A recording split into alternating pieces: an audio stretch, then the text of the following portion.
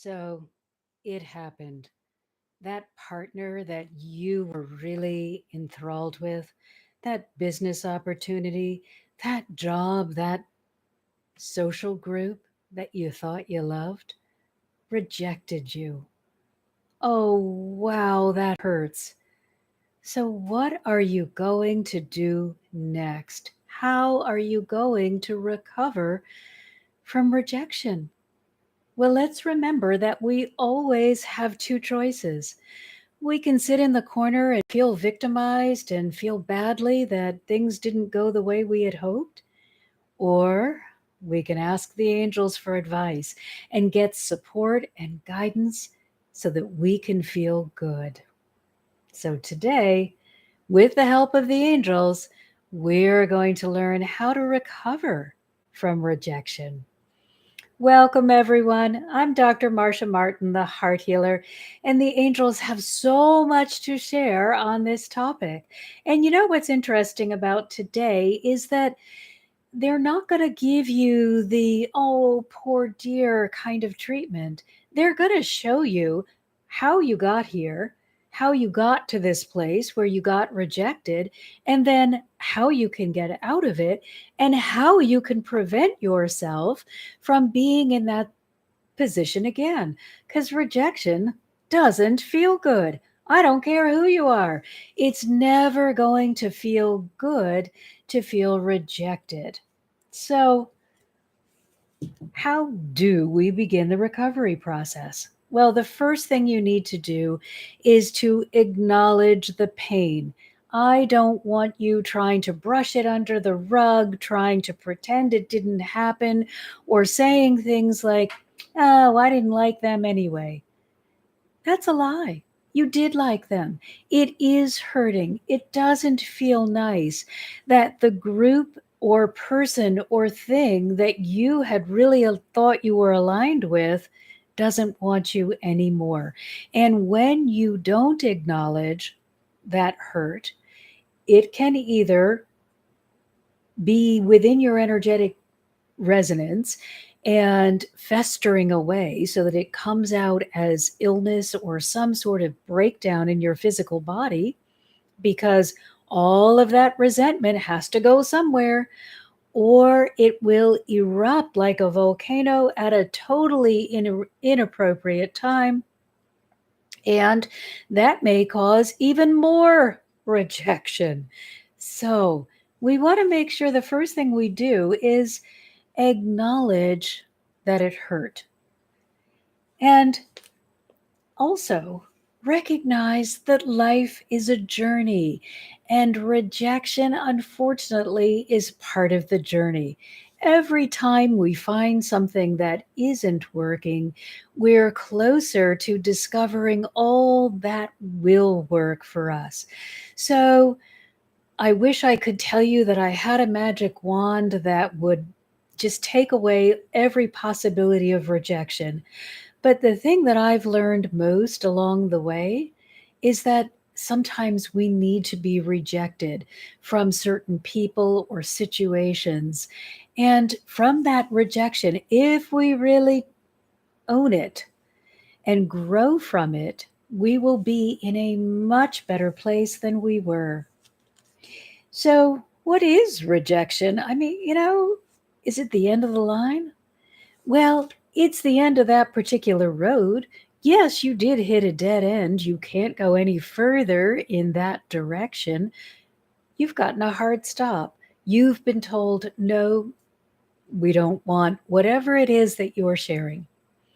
But that's not the end of you. It's not the end of your journey.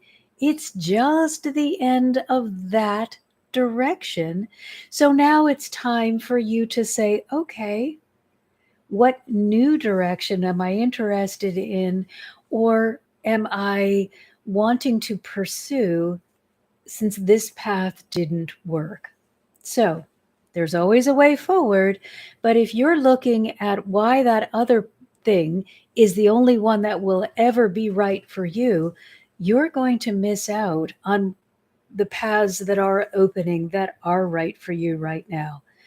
So, what is this rejection telling you? What are you learning when somebody says to you, someone, something, whatever it might be, when somebody says to you, we don't want you anymore, what are you supposed to be learning? Other than learning, hey, that really hurts and I don't like it. We know we're getting that loud and clear. So, what is it exactly that you're supposed to be taking away from this experience? So we have to remember that they, whomever is the group that is rejecting you, are rejecting not you in your totality, but the you that you made available for that particular experience. So they are saying to you, you know, we don't like that aspect of you. It doesn't fit with our group. It doesn't follow our value system.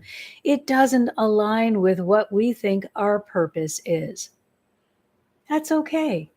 No group or situation is going to be able to reject all of you because you haven't brought all of you to the situation. We pick and choose. Oh, I think I'd like to look or act or think or feel this way in this particular situation. Now, as we move through our lives and we face rejection after rejection and we get better about honing in on who we really are, then you may bring more of yourself to the situation. But it's less likely that you're going to be rejected because you will have already done the work of sort of identifying who you are and who you align with. So the rejection is saying, the rejectors, I guess, are saying, I don't align with you, that part of you that showed up. Perhaps I don't like your value system. Maybe I don't like the way you think, or the way that you look, or the way that you act. Something is not right for the people that you are interacting with or the situation. Remember, rejection isn't designed or big enough to dismiss all of you because it's only interacted with a small part of you. So, this is what you need to ask yourself because remember, we want to make sure that we are learning from every situation we encounter, and we want to make sure we learn what we don't want so we don't have to keep repeating it and repeating it and repeating it and getting rejected all over again. So let's say, for example, that I'm going to be attending a meditation group, and I think, oh my gosh, this group of people is going to be just so perfect for me. And I'm really excited about getting to meet them, and I know they're going to become wonderful friends.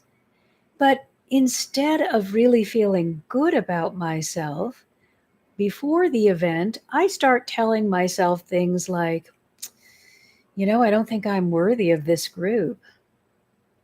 I don't know that I know how to meditate as well as the rest of the people in this group. What if I don't know as much about spirituality as the other people in this group? And I start devaluing myself. I might have started out on a really great trajectory that would have aligned with the group.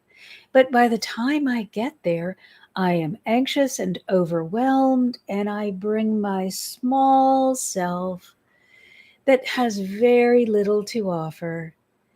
And I feel rejected by this group because, first of all, I'm refusing to really interact. I'm just bringing my I'm not worthy self. And the others are not wanting, perhaps, to do the hard work of finding out who I am. And so they sort of push away from me, and I walk away feeling rejected. So, what am I going to learn? Well, I need to understand that I was in control of what part of me I decided to show up to that group with. I decided that I was going to be quiet or unworthy. Quiet, they're correcting me, so excuse me. Quiet is fine. Unworthy is not. I was moving into that situation, perhaps shouting with my vibration, I have very little to offer all of you. I'm not valuable and I don't belong here. But yet, I will be hurt or surprised that they rejected me. We've got to look at how we showed up. Which part of ourself did we bring to the situation from which we were rejected? If you show up small, unimportant, or intimidated, you may be rejected from the situation that is looking for you to be empowered or to be a contributing member of whatever group it is that you're wanting to interact with. They gave me a really interesting example and they said, we want you to pretend that you are a speaker at a sobriety conference and you give this impassioned speech, and people are just clamoring for more of you. And then you go out to the bar that's in the other town to hide the fact that you are struggling with your own problem with alcohol. That is showing up completely inauthentically. It would have been okay for you to show up to that conference and say, I'm struggling with alcoholism. This is what you can gain from sobriety. This is what I've been able to gain for the time that I was able to stay sober. But I am finding that sometimes I am really struggling. You would not have been rejected by these people that are looking for guidance. But the fact that you chose to be inauthentic, the fact that you chose to hide that you were still actively imbibing in alcohol after you just gave this great sobriety talk, means that these people now think they can't trust you.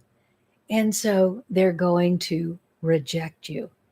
That's a really incredible example. Probably won't happen, but it was an angel example of how we can be really intellectual about one thing, but completely disingenuous with our energetic offering.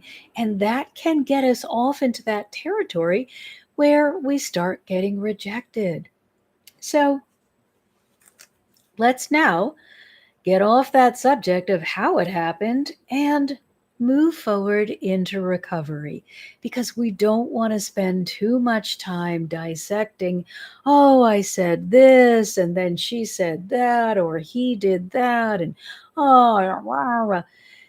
Examine it, learn from it, and as quickly as you can, move into the recovery place. Now, always, my first go to for recovery is heart healing. That's what the angels and I do every day. So we love heart healing. So, our first recommendation is to clear and heal the heart. And what this does for you is not only are you going to have this beautiful free space that has been refilled after you've cleared it with Holy Spirit love and light so that you are shining from the inside out, what it's going to do for you is that you're going to not have that same wound as your first point of contact. So it will be easy for you to stop showing up someplace with your wounds the first thing you want people to see, or you will stop imposing limitations on what you're able to do or unable to do. And your focus will go from what's wrong over to what's right, what's possible, what you have accomplished, and what you believe you can accomplish. And it is so important that we really get over into that avenue. So, you will also be able to move from that place of darkness and despair and stop telling the story of failure. It may sound or feel really soothing on some level to tell a story about failure. But truly, all it's doing is keeping you stuck. It's holding you in a pattern that isn't serving your highest good. So, heart healing is going to help you move out of that place where you feel and relate to failure. This doing the deep inner work will clear space for victory. It's going to allow you to get into alignment with that place that feels good, that has victory. You've got to release the victim. You cannot hold on to, poor me, this horrible thing happened, and still step into the place where victory is present. So you want to rise higher and align with your own authenticity. Align with who you are and what you are. You're going to offer purity, empowerment, and alignment instead of shame or defeat. People often fear the one who is constantly struggling, who is always having a problem, who is constantly revisiting the drama and the trauma and the pain. And the reason they do is because they're afraid your drama, your pain, and your darkness might rub off on them. So when you step into the place of alignment and you step into the place where you are receiving guidance, you're going to be much more attractive to many other people. Now, let's take a look at how we're going to prevent you being rejected as you move forward. Because as you move forward and you begin encountering new situations, it may feel like, uh-oh, here's a new opportunity for rejection. So, how are we going to use the information that you've gathered from this previous incident? Well, the first thing I want you to ask yourself, what people or situations rejected me? If you have chosen a group of purple people that you know absolutely hate green people, and you happen to be a green person, it shouldn't come as a big surprise that the purple people were unable to feel comfortable around you and rejected you. So take a look at the group or the situation that rejected you. And then what do they represent? Perhaps your value system or your moral compass is out of alignment with this group, or it's a group of conspiracy theorists and you don't ascribe to conspiracy theories. Is this really somewhere where you belong? And then what are their values and ideals? Where were they going? What were they wanting to achieve? Compare their values to yours. If this is a group that is really concerned with how much money they have and how much money they make and how well they can show it off, and you're perhaps working a minimum wage job or not at all interested in money, again, this is a place where you're possibly, most likely, going to be rejected. So, next question, what were you hoping to accomplish by being accepted? You're always going to have some goal or something that you're going to want to achieve with this acceptance. So you have to ask yourself, well, what was I going for? Did I want prestige or some sort of social status?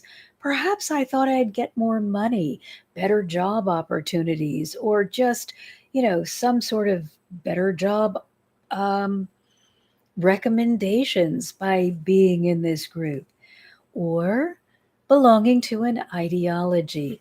You got to be clear though. What were you hoping to gain and what were they selling? And where is the disconnect? If you can't see the difference between where they were and where you are, you need to go back and do some inner work because you're not being very honest with yourself. And that's going to lead to more rejection.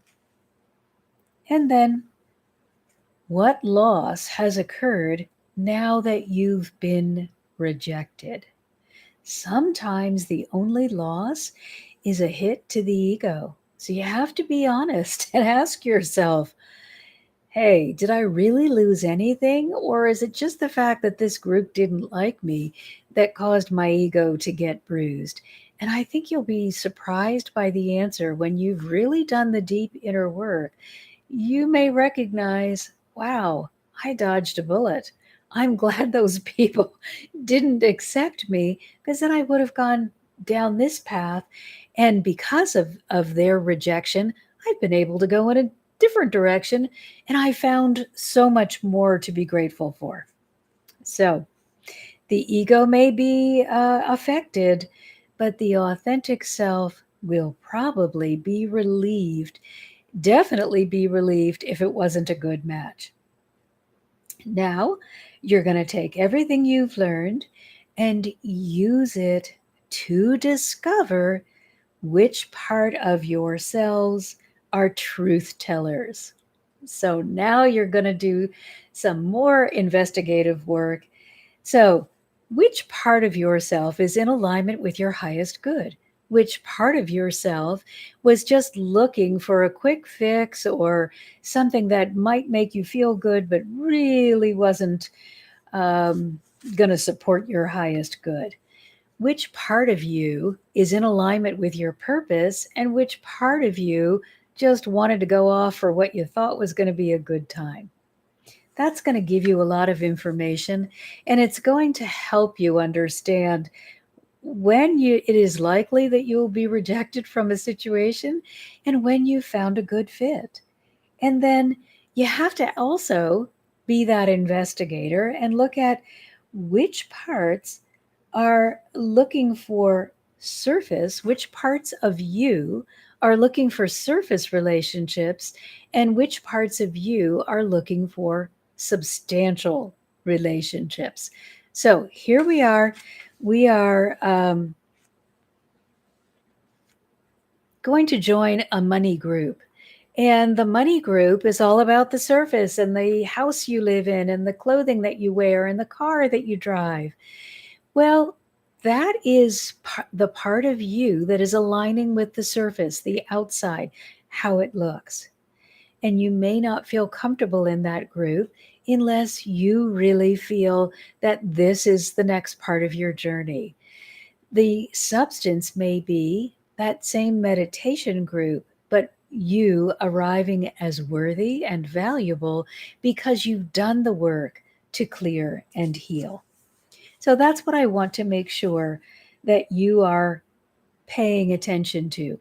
And back to our sobriety coach, our sobriety speaker who drove several towns away just so nobody would realize that they had an alcohol problem. It's good to understand you may align with the purpose and the desire to help others avoid alcoholism, but you have not done the inner work to support being in that position of authority. So it's going to create a disconnect and it's going to make your life really, really difficult. So, as always, there is an angel caution, and that is the information is not a source for condemnation. You are not to take all of this information that you've just discovered about yourself and use it to condemn or shame yourself. You're using it so that you understand who you are representing yourself as in the world and who you or how you want to represent yourself to the world. You're using it so that you know where you are in alignment and where you may be out of alignment and need a little bit of a tune up.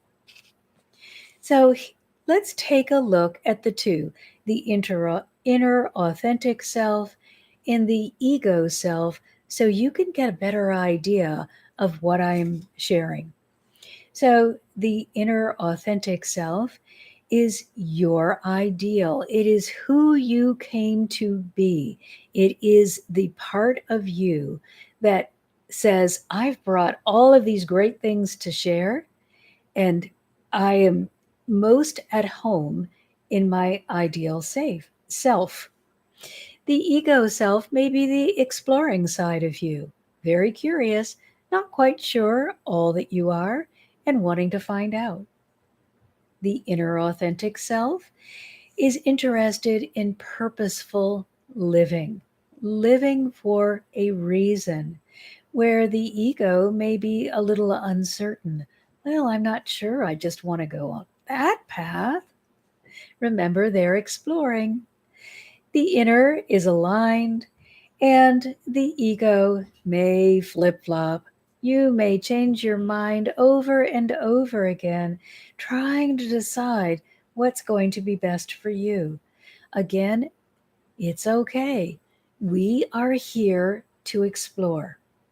Even though you're going to feel more connected when you're really in alignment with your inner self, it's also good to explore because you can't just keep staying in the same place. You need to move forward, and growth requires exploring.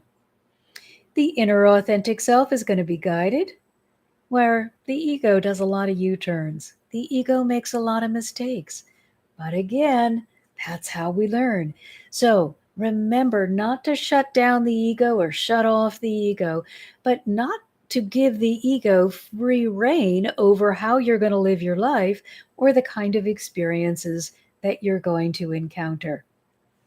Growth comes from learning while we are exploring.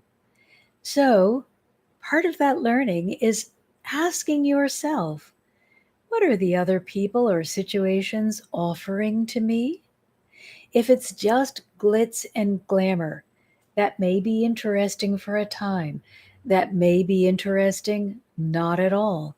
But it's okay to explore and decide.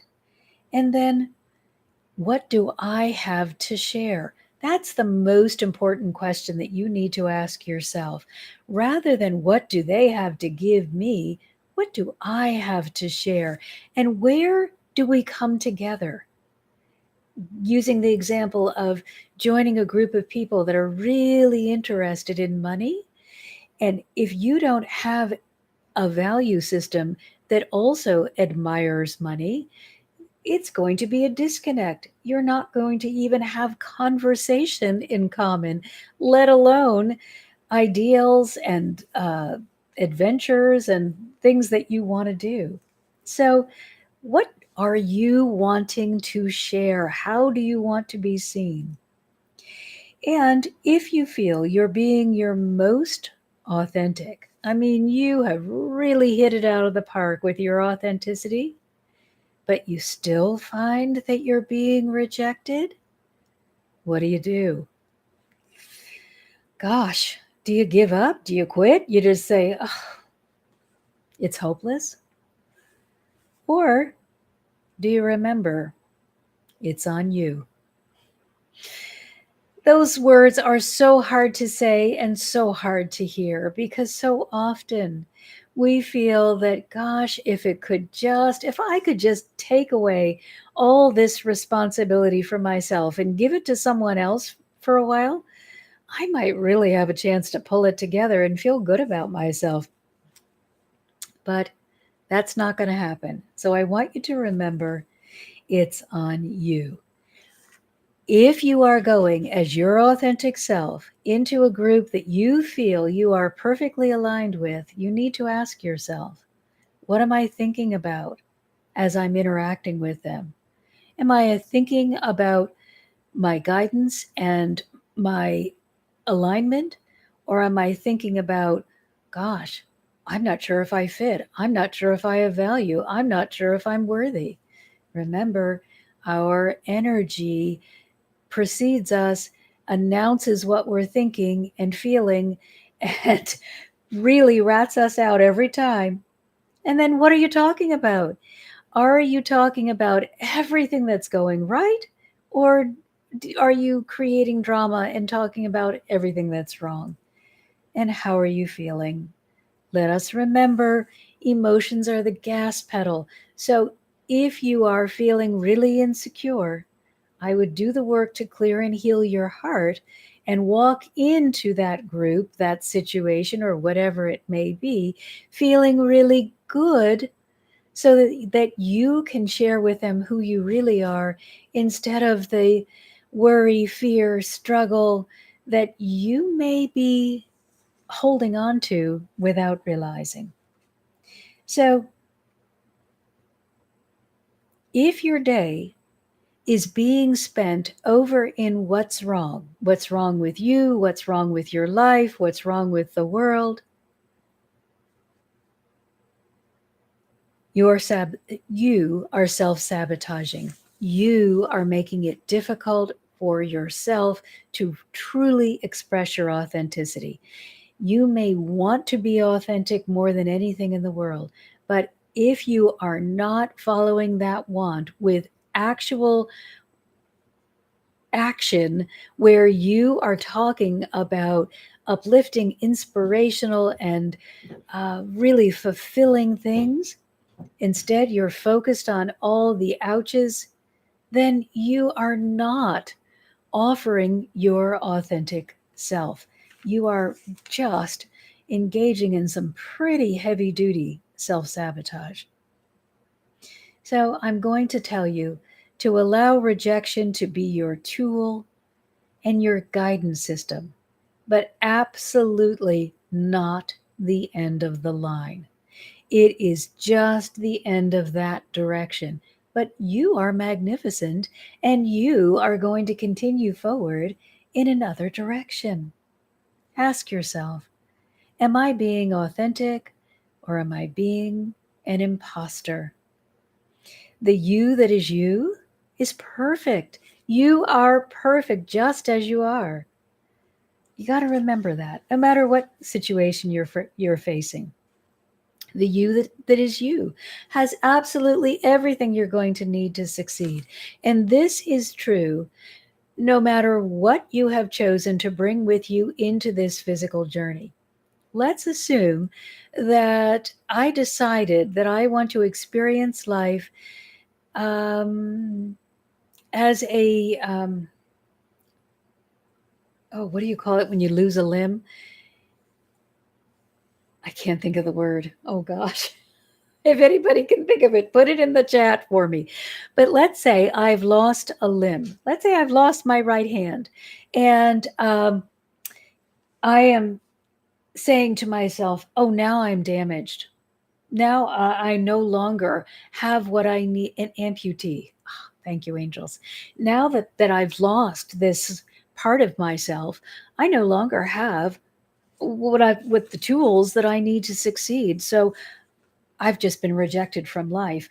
I'm not going to be able to continue. I'm just going to have to give up.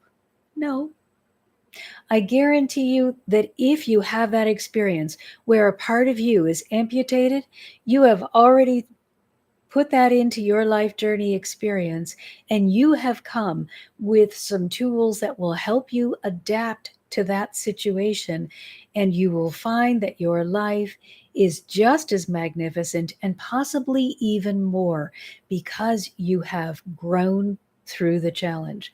So you have absolutely everything you need to succeed, whether you are born with all of your limbs or whether you choose to come into this life with limbs that are damaged or deformed in some way.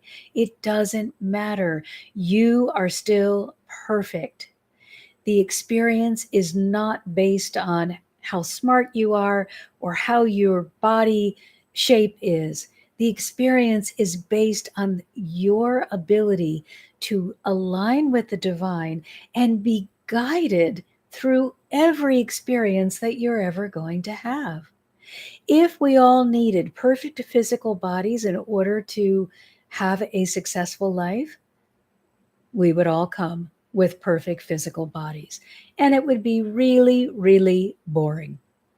So, if you find yourself in a position where you feel that for some reason you are less than, it is not an opportunity or a reason to give up. Instead, it is an opportunity to say, okay, I must have planned for this.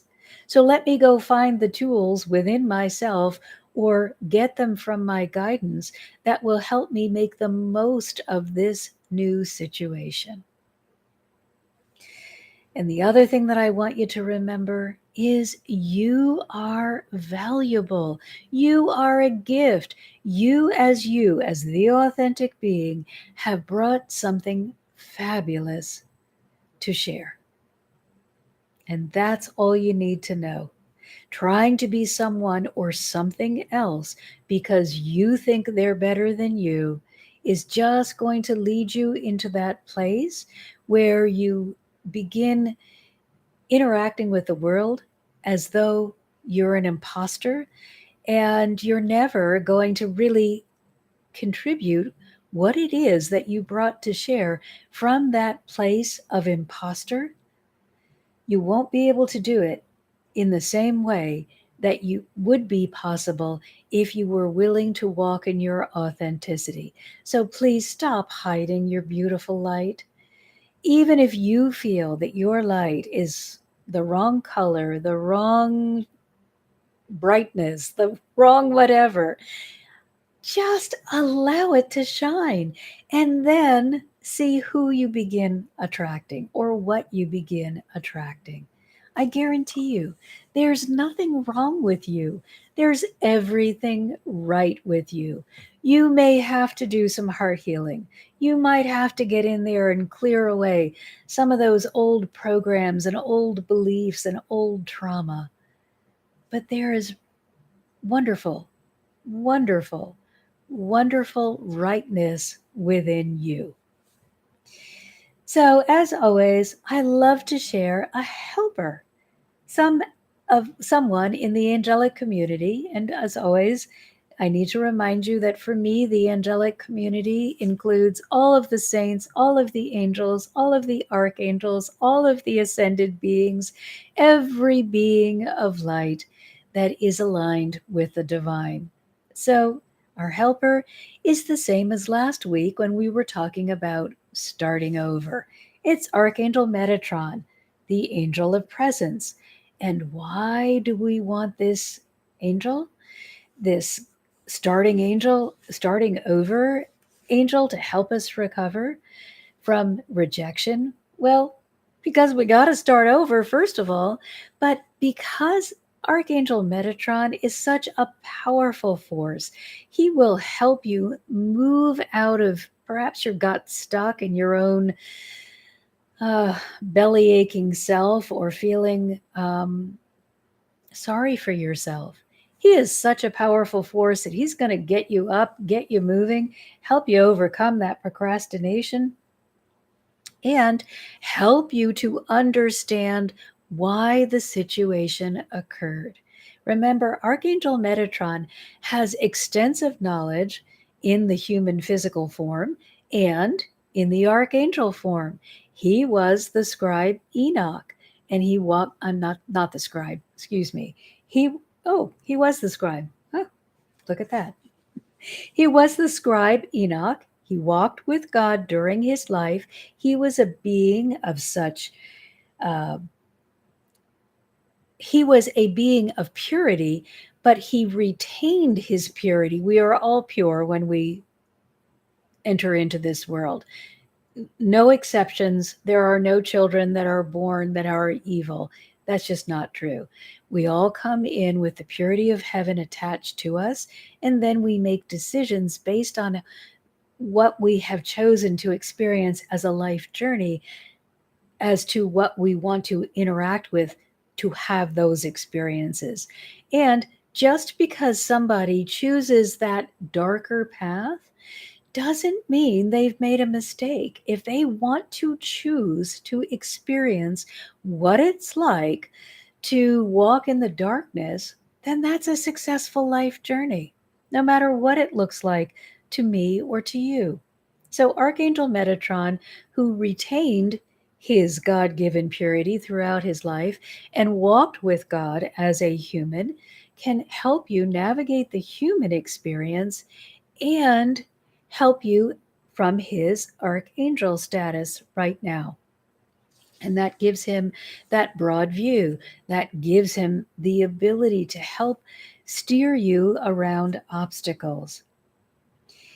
And also, it will help you because he preserves and enhances the link between us and the divine. So he is a go between, so to speak, between human beings and the divine because of his human experience. It's really important to remember we are not in this alone. We are not trying to do something that no one has ever done before. We have Enoch, who became Archangel Metatron. We have Elijah, who became Archangel Sandalphon. We have Jesus, who embodied the Christ consciousness. We have Saint Germain. We have Saint Germain, master of manifestation, lived well beyond a normal lifespan and was said to never age, walked in such purity again, brought us the violet flame. Kuan Yin, an incredible goddess, ascended master, a goddess of compassion to help us remember to be kind and loving to ourselves as well as each other. We are not alone. We have many of these beings in the angelic realm that first walked in their physical bodies before they gained that ascended state.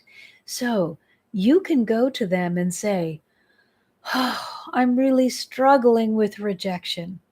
It has really been so difficult for me to understand how I could have been rejected from this opportunity." And they will be honored to help you, not with condemnation, not with shame. There won't be any finger wagging or blame. They will just help you see how you got to where you are and how you can move forward. So, if you'll notice in the chat, I did put a link to my newest free gift, and that is 11 ways in which we resist angelic assistance. And all are welcome to download that ebook and really take a look at the ways in which you may not be making yourself available for their help. Now, if you want to dive even deeper, please join my spiritual community, My Heart's Desire. There's a link in the description. And actually, oh no, I don't have it up here. It's going to take me too long. There's a link in the description. And there, within the community, you're going to get the tools and the techniques that the angels share with me that will really help you move your spiritual journey forward. If you just want to go it on your own and you're good at learning, I'm trying to be as specific and detailed as I can with you so that it will be easy.